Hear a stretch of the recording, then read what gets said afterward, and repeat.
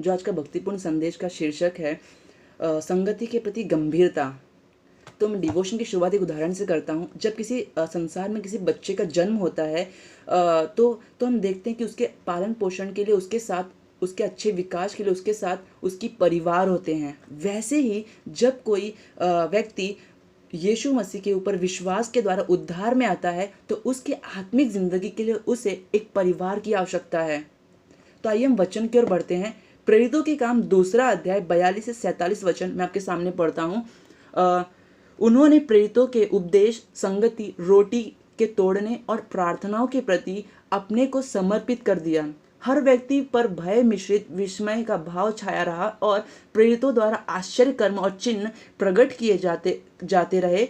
सभी विश्वासी एक साथ रहते थे और उनके पास जो कुछ था उसे वे सब आपस में बांट लेते। उन्होंने अपनी सभी वस्तुएं और संपत्ति बेच डाली और जिस किसी को आवश्यकता थी उन सब में उसे बांट दिया। मंदिर में एक समूह के रूप में वे हर दिन मिलते जुलते रहे। वे अपने घरों में रोटी को विभाजित करते और उदार मन से आनंद के साथ मिलजुल कर खाते।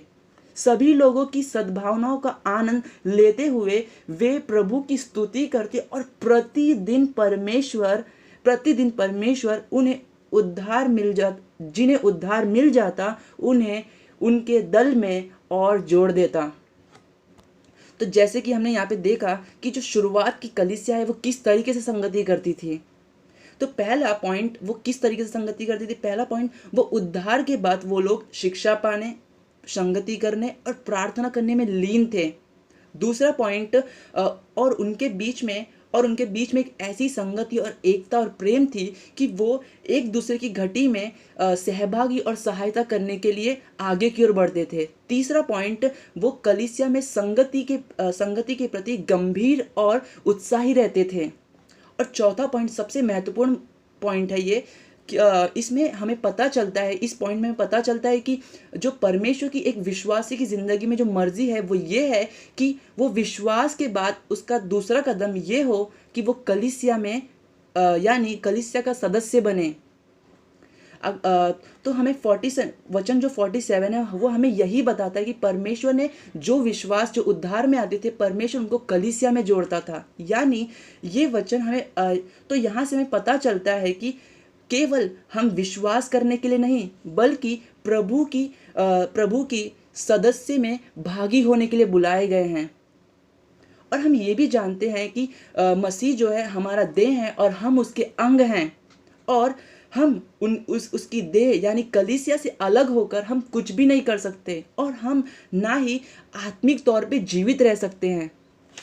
तो मैं आपके सामने खुद के उदाहरण को रखता हूँ कि मैं कलीसिया के प्रति कैसे लापरवाह था और मैं सोचता था कि मुझे कलीसिया की बिल्कुल भी ज़रूरत नहीं है, मेरे पास बाइबल है, मैं एक अच्छा मसीह बन सकता हूँ, कलीसिया के बिना भी मैं अच्छे से आगे की ओर बढ़ सकता हूँ, कलीसिया के बिना भी। हो सकता है कि आज कुछ ऐसे लोग हो सकते हैं जो इस कलीसिया के महत्व को नहीं समझते और जैसे कि मैं नहीं समझता था और वो कलीसिया की संगति का सही आनंद नहीं ले पाते। और जैसे कि हम ये भी जानते हैं कि मसीह ने अपने आप को कलीसिया के लिए दे दिया और आज मसीह कलीसिया का दुल्हन है और कलीसिया उसकी दुल्हन। तो जब हम ये कहने की कोशिश करते हैं कि मुझे कलीसिया की ज़रूरत नहीं, तो दरअसल हम ये कहने की कोशिश करते हैं कि मसीह यानी दुल्हा मुझे पसंद है लेकिन उसकी दुल्हन यानी कलीसिया पसंद नहीं मुझे।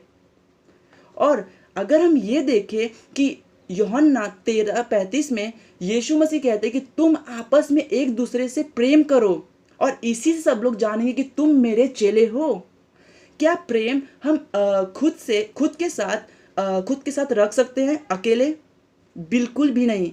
परमेश्वर ने आज हमें कलीसिया में इसीलिए बुलाया है ताकि हम अपने आप से अधिक अपने आत्मिक भाई बहनों के प्रति केवल बातों में नहीं लेकिन वास्तविक में प्रेम करें।